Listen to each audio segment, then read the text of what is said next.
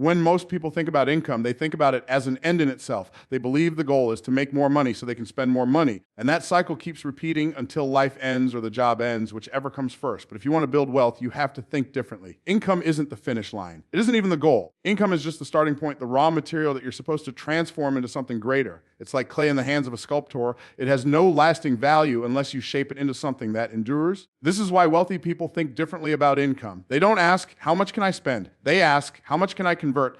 They know income is temporary. It comes in, it goes out. It can disappear with a job loss, an illness, or a downturn in the economy. That's why they don't rest their future on it. They use it as fuel, as seed. They understand that income is meant to be directed into assets, things that grow, multiply, and outlast the effort it took to earn them. The middle class mindset, on the other hand, is consumption driven. When income rises, lifestyle rises right along with it. A bigger paycheck often means a bigger car payment, a larger mortgage, or more discretionary spending. But the problem is that consumption doesn't compound. A nice dinner, a new phone, an upgraded car, all of those are depreciating experiences. They fade with time, leaving nothing behind except maybe a memory or worse, a bill. That's why so many people can work for 30 or 40 years, earn hundreds of thousands or even millions over a lifetime, and still end up with little to show for it. They confused income with wealth. Here's the truth: wealth is never about how much you earn, it's about how much you keep and convert. Wealthy individuals don't measure success only by the size of their paycheck, but by the assets that paycheck creates. Income is fleeting, assets endure. The shift begins when you stop treating money as something to be spent and start treating it as something to be converted into ownership. Think about it like this: if you were given a bag of seeds, would you eat them all? Or would you plant them in the ground so they multiply into a harvest?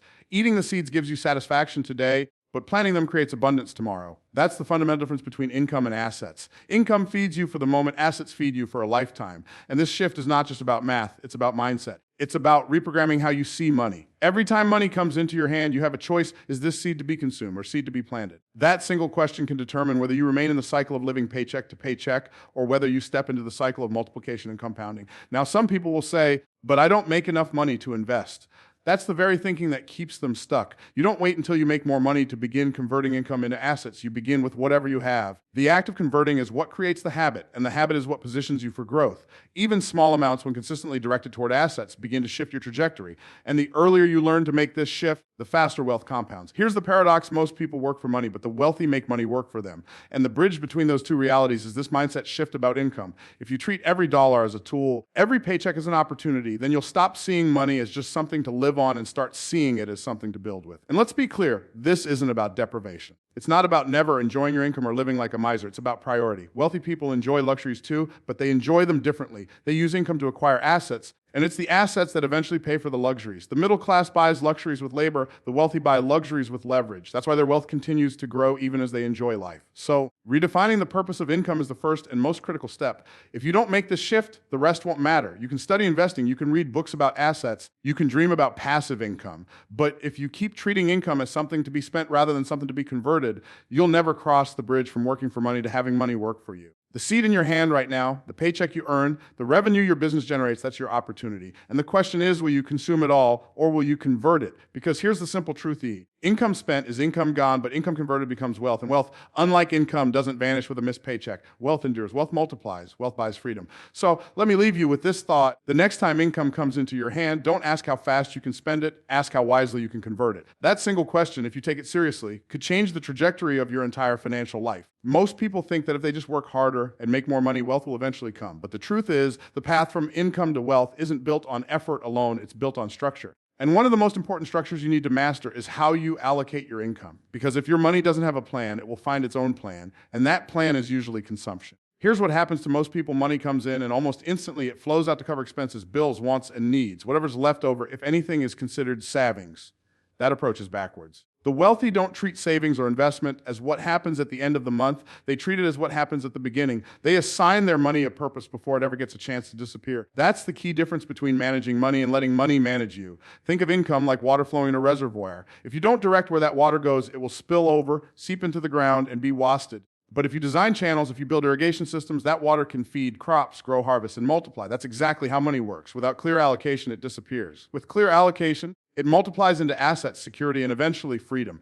The wealthy understand this and operate by a principle: money must flow into categories that build wealth before it flows into categories that consume wealth. For the middle class, the priority order is expenses first, lifestyle second, maybe savings third. For the wealthy, the order is assets first, growth second, and lifestyle later, often funded by the growth itself. That simple reversal in priorities creates an entirely different financial outcome. Let's take a simple example. Imagine two people making the exact same income. One directs the first 20% into investments or savings vehicles before spending a dime on lifestyle. The other spends freely, covering bills and upgrading lifestyle, hoping some will be left over. Over time, the first person creates a base of assets that generate income, while the second person remains dependent on active work for survival. Same income, radically different results, all because of allocation. And this isn't just about discipline, it's about mindset. Allocating money effectively requires you to see yourself as the architect of your financial life, not just a laborer in it. You're not just earning, you're designing. Every paycheck, every revenue stream is raw material that you get to mold. If you build the habit of directing income into assets before expenses, you are building a foundation that compounds. If you don't, you're building on sand. The philosophy behind this is deeper than just budgeting. Budgeting sounds restrictive, like a diet. Allocation, on the other hand, is intentional. It's saying,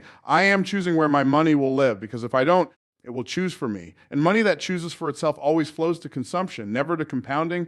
Here's something to think about. Wealth isn't just about how much you make, it's about how much you keep and how much you convert into something that works for you. And how much you keep isn't an accident, it's a system. Wealthy individuals live by systems, not feelings. They don't wait until they feel like saving or feel ready to invest. They've already created an allocation structure that makes wealth creation automatic. Their money has assignments. And when money has assignments, wealth becomes predictable. The tragedy is that so many people let their income flow to the path of least resistance, consumption, because they've never made the conscious decision to redirect it. They underestimate the power of small, consistent allocations. They think, what difference does 10% or 20% really make? But the truth is that percentage, consistently applied over time, makes the difference between a lifetime of dependence and a lifetime of freedom. And this principle goes beyond numbers. It's psychological. When you allocate your money before you spend it, you're declaring mastery over it. You're saying, I am in control. Money serves me. I don't serve it. That shift in identity is powerful. Wealth doesn't just require strategy, it requires self-image. If you see yourself as a steward, as someone capable of directing money wisely, then you will naturally begin to behave in alignment with wealth creation. Allocation also reveals your values. Look at where your money goes automatically, and you'll see what you truly value. If most of it goes to consumption, then you've unconsciously valued comfort over freedom. If it goes to assets and growth, you've valued future wealth over present indulgence. That's why money is never neutral. It's always reflecting the priorities you've chosen, whether consciously or unconsciously. The wealthy decide their values, then allocate accordingly. That's why even in seasons of lower income, they continue building. And when higher income comes, their systems amplify it. Meanwhile, those who have no allocation structure simply amplify consumption. They upgrade everything around them except the one thing that actually builds wealth: ownership. So here's the challenge the next time income enters your hands. Stop and ask yourself, have I given this money an assignment? Or am I letting it slip away into consumption? Because the truth is, if you don't direct money, money will direct you.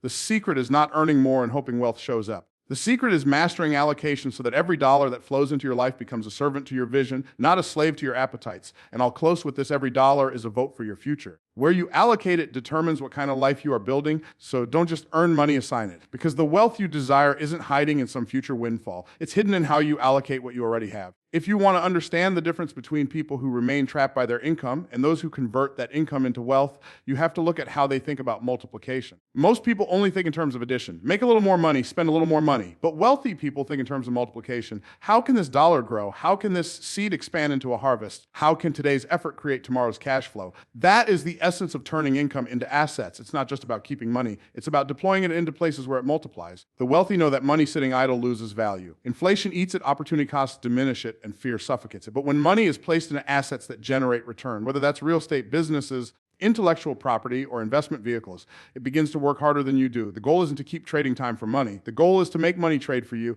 That's the psychological shift. Seeing every dollar not as something to spend, but as an employee that must go out and bring back more. But multiplication isn't random. It's strategic. It requires wisdom and intentionality. The reason most people don't multiply their money is that they never take the time to study the principles of investment. They're so busy working for money that they neglect to learn how to make money work for them. And so their income comes in and flows out, but it never compounds. Wealthy people treat money like a tool, something to build with, something to leverage, something to grow.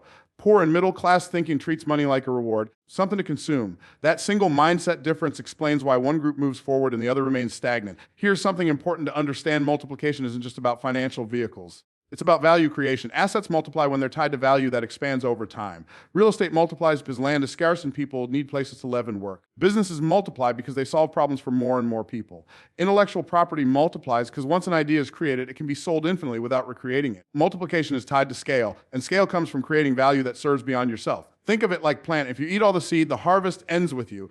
If you plant the seed, it multiplies into a crop. But here's the part many miss: planting requires sacrifice. You have to take what could be consumed today and put it in the ground for tomorrow. That's why most people never build wealth. They never make peace with the delay. And so they consume the very thing that could have multiplied into more. The wealthy, on the other hand, see the field, they see the harvest, they know that a temporary delay in gratification leads to exponential multiplication later. Another crucial piece of multiplication is risk management. Multiplication doesn't mean throwing money into random opportunities and hoping for the best. It means understanding leverage, studying the rules of the game you're entering, and making informed moves. The wealthy don't avoid risk, they learn how to manage it, minimize it, and even use it to their advantage. The middle class fears risk because they associate it with loss. The wealthy embrace calculated risk because they know it's the gateway to multiplication. And here's the deeper psychological truth. Multiplication is not just a financial principle, it's a life principle. Everything multiplies when you put it in the right soil. Relationships multiply when you invest time and love. Skills multiply when you practice and refine them. Ideas multiply when you share them. Wealth is just one expression of a universal principle, that what you steward wisely grows. If you don't multiply your money, it's not just about missing out on wealth, it's about neglecting the responsibility to make your resources fruitful. You see, wealth creation isn't about luck, it's about alignment.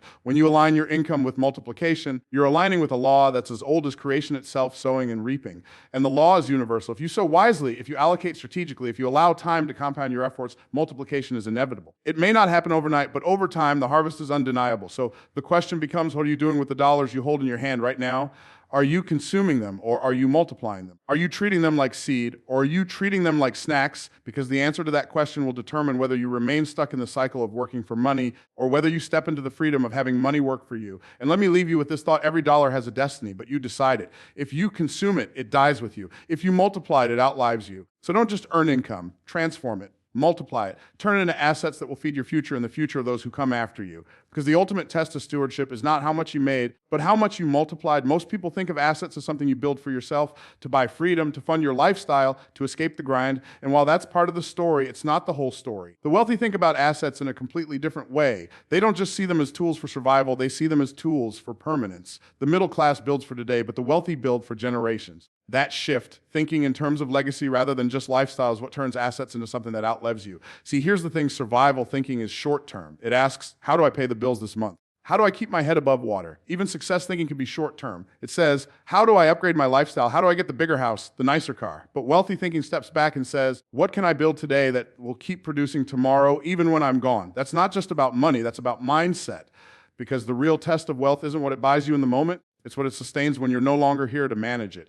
Think about it this way: when you consume your income, it ends with you. When you save your income, it lasts as long as you do. But when you build assets, true wealth building assets, they extend beyond you. They keep producing, keep multiplying, keep providing. That's why the wealthy spend so much time thinking about structures. They don't just ask, what can I buy? They ask, what can I build that will continue serving even after I've left the room, after I've left this life? And this is where the concept of legacy comes in. Legacy is not about leaving money behind. Legacy is about leaving systems, leaving principles, leaving assets that create stability for future generations. A pile of cash can be wasted. An asset that generates cash flow and teaches stewardship, that's different. That's something that builds character as well as wealth. Let's get practical here. If you build a business and structure it properly, that business can keep operating long after you're gone. If you buy real estate and put it in the right trust or entity, those properties can keep generating cash flow for your children and grandchildren. If you create intellectual property, books, courses, patents, ideas, that work can keep producing income without your physical presence. These are not just financial plays, they are legacy plays. They are decisions that say, I will not let my life's work die with me. I will let it outlive me. But here's the deeper layer. Building legacy assets forces you to think differently about yourself.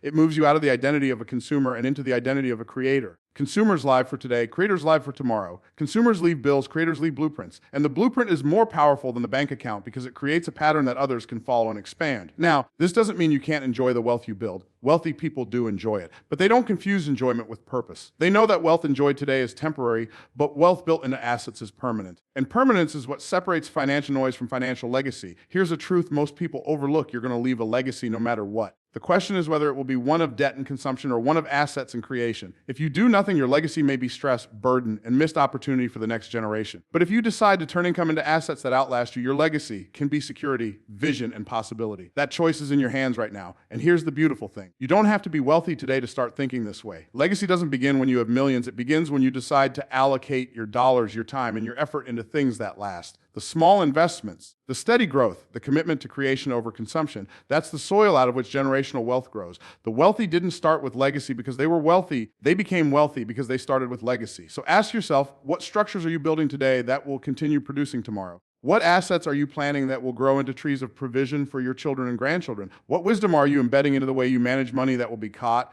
not just taught by the generations after you? Because at the end of the day, turning income into assets is not just about freedom for yourself, it's about responsibility for those who will come after you. It's about recognizing that your money has the power to impact not just your life, but the lives of generations you may never meet. That is the weight and the beauty of legacy. And I'll leave you with this. Wealth that ends with you dies with you. Wealth that outlives you defines you. So don't just build assets for comfort, build them for permanence. Because when you're gone, the question won't be how much you earned. The question will be how much did you build that kept serving after you were gone? And that answer will determine whether you lived as a consumer or whether you lived as a creator of legacy.